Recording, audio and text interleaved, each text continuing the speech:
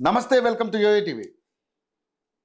తెలంగాణ రాష్ట్ర ప్రభుత్వం, కాంగ్రెస్ పార్టీ, రేవంత్ రెడ్డి సర్కార్ తీసుకున్నటువంటి నిర్ణయాలు అనాలోచితంగా ఉన్నాయంటూ కొంతమంది విమర్శిస్తున్నటువంటి పరిస్థితి మనం చూస్తూ ఉన్నాం. సో గత వారం రోజులుగా కేటీఆర్ అరెస్ట్ అంటూ సాగుతున్నటువంటి ఈ డ్రామా నిజంగా కేటీఆర్ని అరెస్ట్ చేయబోతున్నారా అంటే సమాధానం వేరే రకంగా వినిపిస్తూ ఉంది. ఒకవైపు కలెక్టర్పై దాడి చేసిన సంఘటనల ద్వారా ఏదైతే అధికార పార్టీ మీద ఒత్తిడి తీసుకొచ్చే ప్రయత్నం చేస్తున్నారు కేటీఆర్ గారు, అదేవిధంగా రాష్ట్రంలో రాజకీయాలు చాలా బాగా హీటెక్కిపోతూ ఉన్నాయి. నిజంగానే మరి 6 గ్యారెంటీలు, 42, 420 హామీలు ఇవన్నీ కూడా తీర్చే పరిస్థితిలో లేక ఈరోజు కాంగ్రెస్ పార్టీ తర్జన భర్జన పడుతున్నటువంటి అంశాలు మనం చూస్తూ ఉన్నాం. సో మరి వీటిలన్నింటిని అధిగమించాలి, ఇదంతా కూడా డైవర్ట్ పాలిటిక్స్కి దారితీస్తుందంటూ కూడా కొన్ని రకాల మీడియా వ్యవస్థలు కానీ కొంతమంది పొలిటికల్ అనలిస్టులు కానీ దీని మీద కోడేకొస్తున్నటువంటి అంశం మనం చూస్తూ ఉన్నాం. సో ఈరోజు మన స్టూడియోలో కాంగ్రెస్ అధికార ప్రతినిధి, సీనియర్ నాయకులు మనోత్ రాయ్ గారు ఉన్నారు. నిజంగానే మరి కేటీఆర్ అరెస్ట్ ఉండబోతుందా లేదా అనేది ఆయన మాటలు తేల్చుకుందాం. ఎందుకంటే గతంలో వాళ్ళ మంత్రి మాట్లాడారు, బాంబులు పేలబోతున్నాయి, చాలా పెద్ద పెద్ద తలకాయలు ఇన్వాల్వ్ ఉన్నాయి కాబట్టి అందరినీ కూడా బొక్కలు వేస్తాం అన్నట్టుగా వాళ్ళు మాట్లాడినటువంటి అంశాలు కూడా మనం చూసాం. కానీ నిజంగానే మరి తెలంగాణ రాష్ట్రంలో ఏం జరగబోతుందో ఏంటో ఏం తెలియడం లేదు.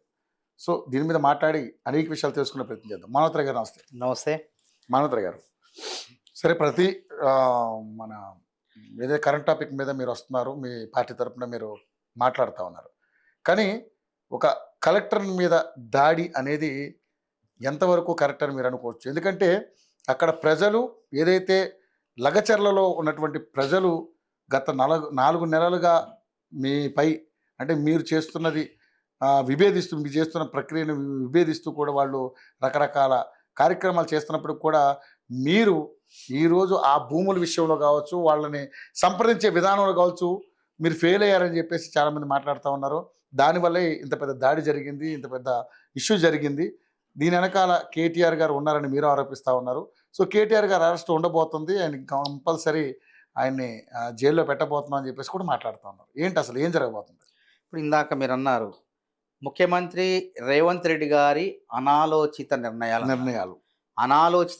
కాదు, అది ఆలోచించి దూరదృష్టితో తీసుకున్నటువంటి నిర్ణయాలు. నేనంటున్న మాట కాదు, ప్రజలు అంటుంది, ప్రతిపక్షాలు అంటున్నాయి, పొలిటికల్ అనలిస్టులు కూడా అంటా ఉన్నారు. బీఆర్ఎస్ పార్టీకి సంబంధించిన వ్యక్తులు సానుభూతి పరులు అన్న మాటని మీరు మాట్లాడారు.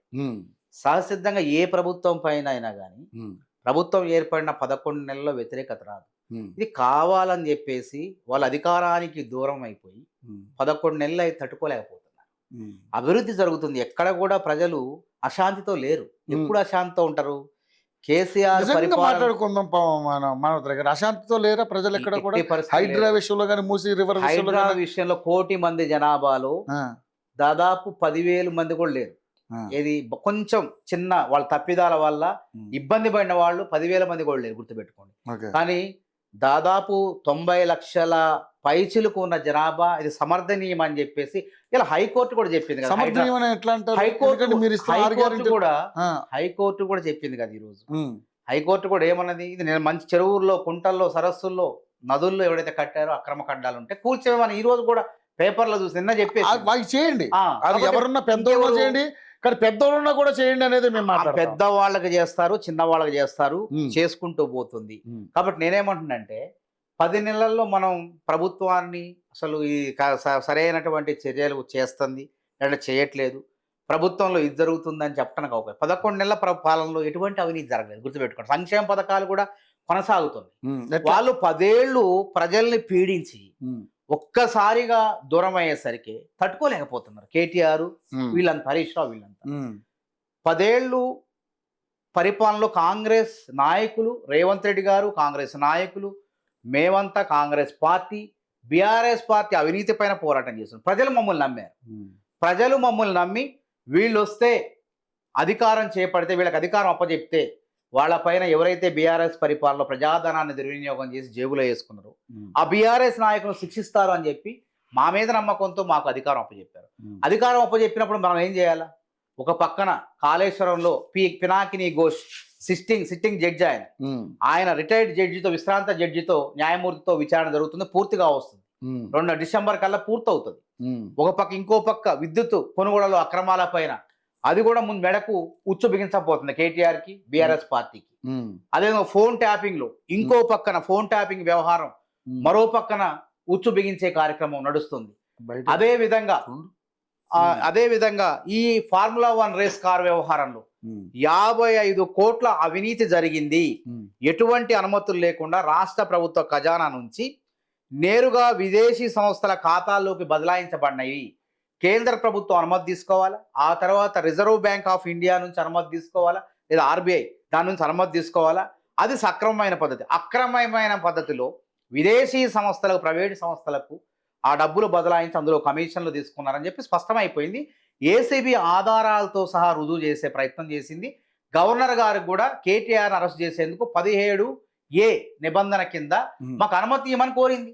గవర్నర్ గారు నిర్ణయం అనుమతి ఇచ్చిన వెంటనే, మీరు అన్నారు కదా కేసీఆర్ గారు అరెస్ట్ ఎప్పుడు ఉంటుందో, ఏసీబీ అధికారులకు గవర్నర్ గారు అనుమతి ఇచ్చిన వెంటనే అరెస్ట్ ఉంటుంది. మేము ఒక పద్ధతి ప్రకారం చేస్తున్నాం. వాళ్ళ లెక్క చట్ట వ్యతిరేకంగా ఒక ఎంపీని పట్టుకొని చీకటి కొట్టడం, రేవంత్ రెడ్డి గారిని బంధించినట్టు చేయట్లే. ఇది కక్ష సాధింపు కాదు. ప్రజలు మేము వాళ్ళపై కొట్లాడినప్పుడు మమ్మల్ని నమ్మి మాకు అధికారం కట్టబెట్టారు కాబట్టి వాళ్ళ నమ్మకాన్ని ఒమ్ము చేయకుండా మేము ప్రయత్నం చేస్తాం. అయితే లగచర్ల